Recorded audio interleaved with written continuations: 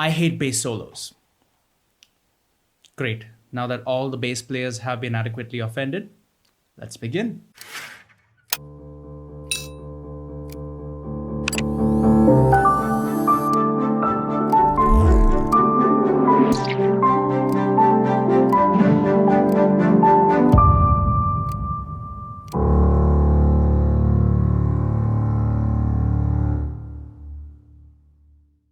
Hey guys, it's Ervik D'Souza. I know it's been forever, but I have got me a new space. Let me know if you want a studio tour in another video, but until then, here's me teaching you how to program a sick bass line using either the stock plugins from your DAW or a free plugin from Ample Sound called the Ample Bass Lite. I highly recommend this plugin over other plugins from Native Instruments or other plugin makers because of how detailed and realistic it sounds, considering the fact that it's free. And if it wasn't, I would totally pay for it. But I haven't paid for the full version because I don't get paid as a music producer. I don't get paid enough, okay? Keep in mind that we're going to be focusing on the electric bass and not things like the upright bass, bass synthesizers and stuff like that, as those things are beyond the scope of this video, and that's like a whole set of videos by themselves. Before we get into the actual tutorial itself, we have to understand the limitations or the caveats that pertain to the electric bass. And for that, I'll have to summon a friend of mine. So this is a tiny electric bass. It's a very special kind of bass that I happen to get from here in India. We won't be getting into it right now, but this pretty much follows the same tuning as a standard bass. And that neatly brings us to our first topic, which is tuning. This is the lowest string in a standard bass. This is called E1, and it sounds like this. And usually basses don't go lower than this, except in specific situations where you could, tune it down to D1. That's D1. I've tuned it down. In our tutorial, we'll actually be doing this, but generally keep in mind that we want to stick to the lowest note of our bass being E1. Most realistic plugins will limit your note choices, which means you will actually be stuck to the physical limits of what a bass can actually do, unless you have a plugin that's specifically a 5-string bass or a 6-string bass, if that even exists. You will most likely be limited to E1 being your lowest note. With the Ample Bass plugin, it'll actually be D1 if you tune the lowest string down, and I will show you how to do that in this video. Playing more than one note at a time on an instrument tuned this low is gonna sound like trash. Do it at your own risk, and if you are harmonically inclined or you understand how harmony works, then feel free to do it as you wish. This is what a fifth sounds like on two of the higher strings. If I were to play a fifth on the lower strings, it would sound like this. And if I go lower than that, it sounds like absolute trash. So do not play chords or harmonies on your bass. Stick to one note at a time. And that limitation is quite useful for how creative you can be with your bass notes. Again, this is a rule I will be breaking in this tutorial, and I'll be showing you why I'm doing that, but use it at your own risk. Now, bass players take extreme care to mute their previous notes before they play the next note, and this is for a very simple reason. The reason is the previous point, right? We do not like harmonies when we play bass. We don't want to hear more than one note at a time, so we mute the previous note. So do not let your notes resonate forever, otherwise it's going to sound like absolute trash. Mute the previous note before you play the next. If you want to make your bass lines groovy AF, stop thinking of your bass programming as just another supporting instrument to support whatever it is you're trying to do. Try and make it have a character of its own. Give it a sort of melody, make it have its own melodic sequence, counterpoint, harmony, that sort of thing. Oh, and one more thing, this bass tutorial and the subsequent drum tutorial are part of a promotion that I'm doing for a track that I'm about to be releasing. Stay tuned to find out more about it. All right, here we are guys in front of FL Studio, and as you can see, we have just opened a session. We've created 3 tracks. One is with the synth by FL Studio called Harmless, which just plays this.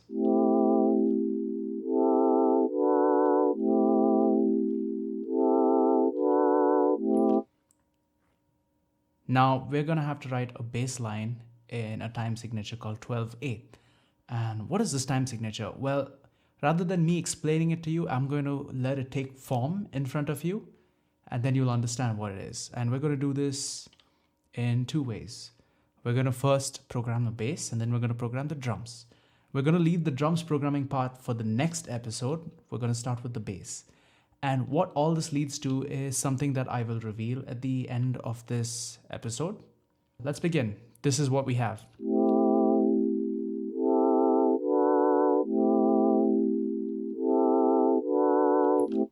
So this particular harmony repeats many times. And there are several ways we can do this. We can first try underscoring it by playing the root notes, as we call them, you know, the bass notes, as in B-A-S-E, not B-A-S-S. So this is 1 bar. And remember I said this is a 12/8 time signature. This is a span of 1 bar. If you were to put a metronome, that's 1 bar. We have 4 counts. We have 1, 2, 3, 4. Right? In those, we have 3 subdivisions. And what we're going to do with the subdivisions is something you're going to find out pretty soon. So hang in there.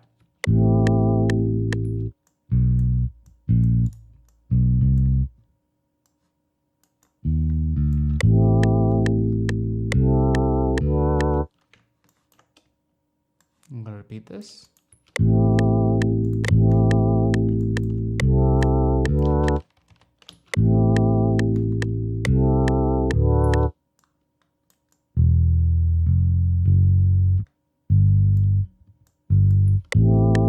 Okay, here's where we bend the rules a bit. Do you recall I said the bass's lowest note is usually an E? That is the case. And that would be this E right here. Or this E right here. But then I have a note that's slightly below it by 2 semitones. 1, 2. And you can't hear anything. So how did I do that? Well, this plugin allows me to tune that string down a bit by 2 semitones. So here's our lowest note. 1, 2. This is our new lowest note. We can't go below that. Okay. So D is our lowest note because this track is an A, and we're going to use that, but we want to use that low D to kind of, you know, emphasize this moment. So this is what it sounds like.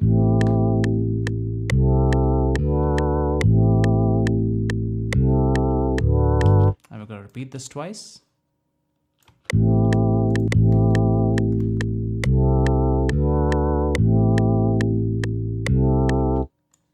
And actually just take out this last chord over here, this last bit. So we have that empty space there. And now we can do a nice breakdown with the bass. So what we're going to do is we're going to add a bass drop. And in Ample Bass Lite, which is this plugin, we actually can do that. We have modifiers here, like kind of like effects, you could say.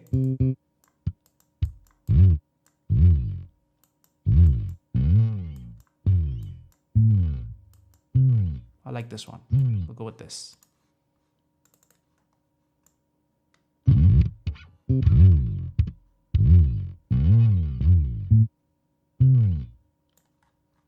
And that's how we kick it off. Oh, this is much better actually. And now we start. The significance of that will kind of become more apparent with time. First things we're going to do is I noticed that all these notes are a bit too high for my taste.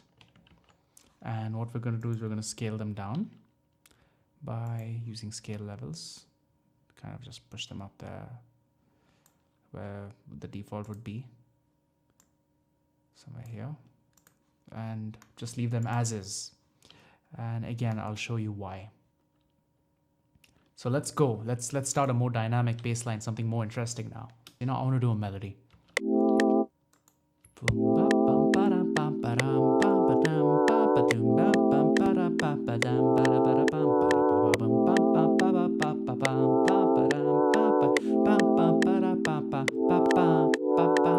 something like that.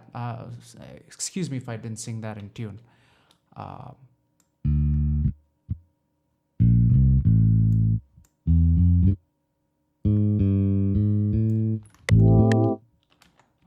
I'm going to lower the volume of this so it's not too distracting. Instead of doing that over there, actually, that's bad practice. I've already balanced the levels to something I feel sounds good. What we're going to do is actually lower it over here. In which case, if I do want to increase it later, all I do is just reset it, right? So let's keep it there.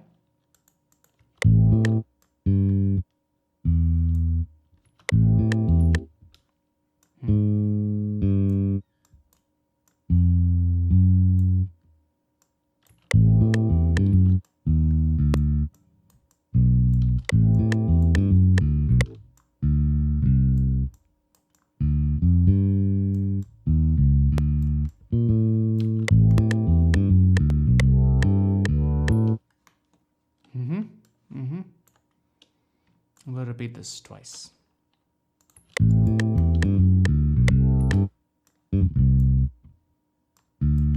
And we'll push this down by 1 octave. Actually, a little lower. And if you've noticed, this kind of mirrors this movement, right? It's not exactly the same, but there is a sort of symmetry there, and we want to use this kind of symmetry. Sometimes call back and forth and, you know, subconsciously remind our listener that this is part of the same song. Right, now this doesn't sound too interesting even now. I mean, what the hell is that? So what we're going to do is da da da da da da da. So, and now this is where you're starting to hear the 12/8 time signature. There are 12 notes in a bar, and it's 4 groups of 3. So we call it 12/8. 4 groups of 3/8 notes to be specific. We call these quarter notes. Each bar, each count, 1, 2, 3, 4, those are quarter notes. And what comes inside that are 8 notes. But in this case, there are 3 8 notes instead of 2. So we call these dotted 8 notes. And that's what they sound like. It's just 3 of them. Don't worry about the terminology. Just go by the feel of it, you know.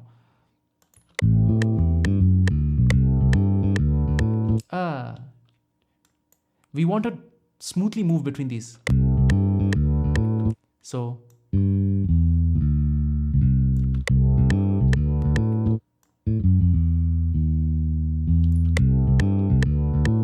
yep, that's more like it.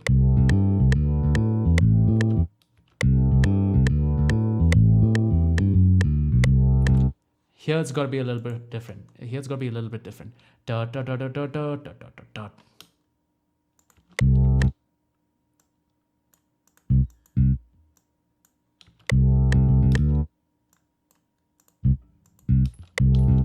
Oops, these notes have become a bit loud too. So what we're going to do is quickly just scale them down. And in FL Studio, how you remember a note is just click it. Now the subsequent notes will be of the same level. Let's undo that.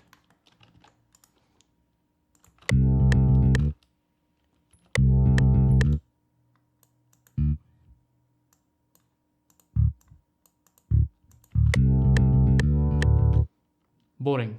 So we want some transitions. Now that's 1.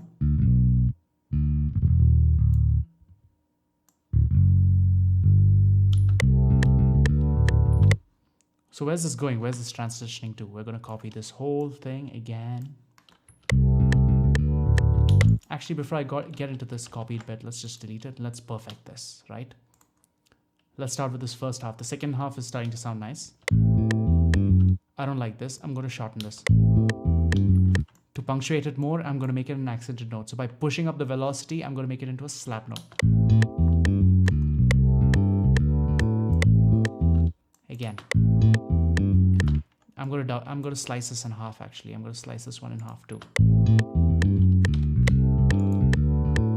I can't emphasize the importance of having shortcuts. Like when I want to do something, I think my fingers have already moved to the shortcut and I have that particular key ready. So if I want to, let's say, slice this note, right? So, oops, fail. But yeah, there we go. Slice, change to a pencil tool, P, right? So it is very important for you to remember your DAW shortcuts. I cannot stress that enough. Let's hear how this sounds, by the way. This is what it sounded before we're gonna slice that.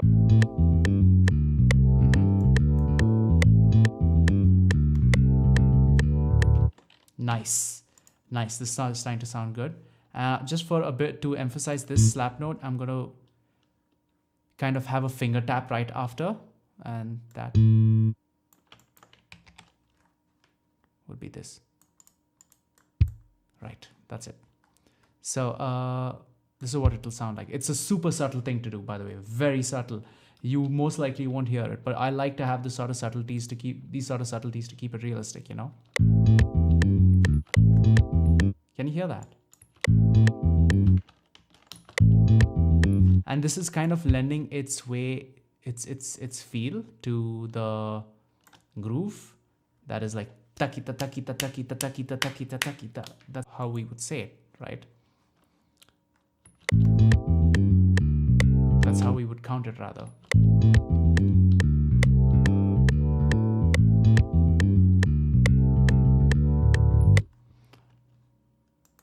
Right, this sounds good. We're gonna copy this, including these two notes, and move them. Again, using shortcuts to make these movements a lot more fluid. And here, the second half ends a little differently. The second half of the second half.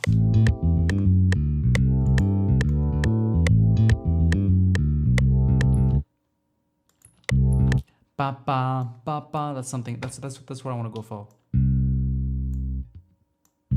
It's syncopated, right? So it's gonna sound like this. Just copy this instead of programming the whole thing again.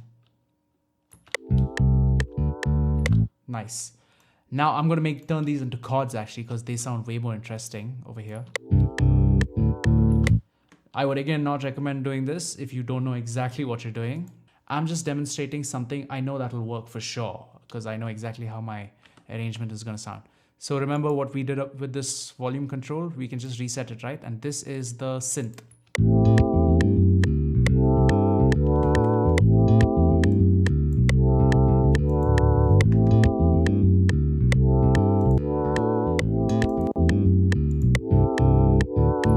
So I've got a bass amp. Sometimes some of these bass plugins might not be amped. This particular one I believe isn't. So I like to add a UAD amp to it, a bass amp to be specific. Don't add a guitar amp to a bass. It might not sound that great. But you can use anything from guitar rig or bias effects, but it should be a bass amp.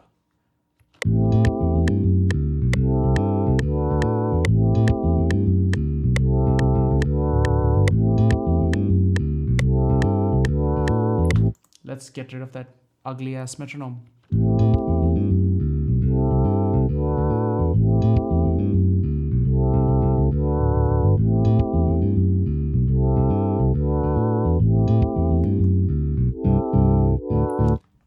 This is awesome. So what are we going to do with this?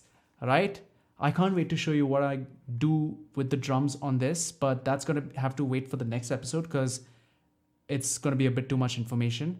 Meanwhile, why don't you try making your own bass lines and having fun with it? It's quite a bit of fun to write a good groovy bass line. You know, you have no idea what it can sound like once the drums kick in, and I can't wait to show you that. I hope you enjoyed and learned something from this tutorial, and if you're wondering what that bass line was for, here's a little sneak peek.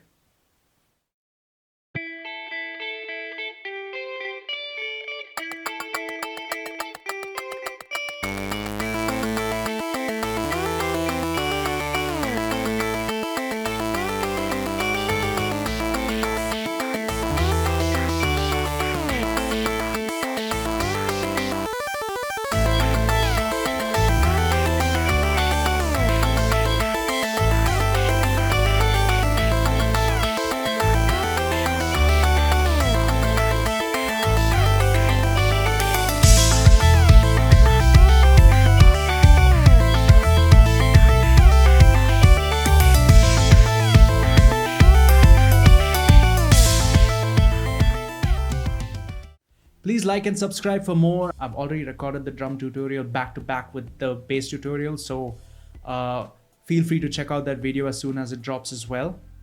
Take care, stay safe, and I'll catch you in the next one.